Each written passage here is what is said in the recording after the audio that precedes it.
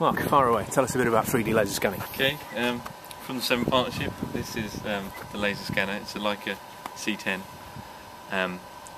scanner, which is terrestrial based. Three types of scanning: close range, terrestrial and aerial LiDAR.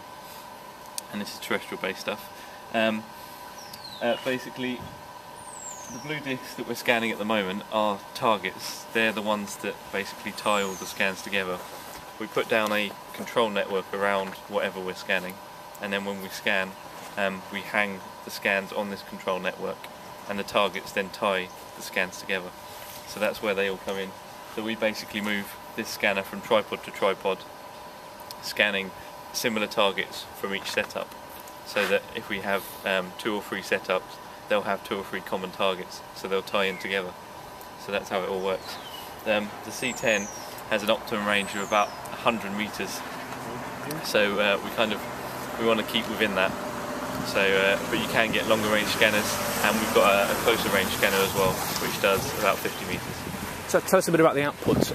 It delivers a 3D file, 3D CAD file that you can use in BIM software, and it also takes texture and images of the surface as well. Yeah, this C10 has an inbuilt camera, so basically it takes a dome of images which maps onto the points itself. So it burns an RGB value, red, green, blue value, to each of the points.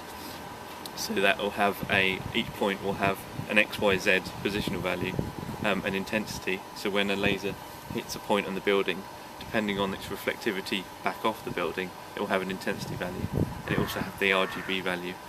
In terms of outputs, point clouds come in numerous outputs. It's very much similar to BIM software. Each manufacturer has its own set of outputs, and the majority of them go into each other's software.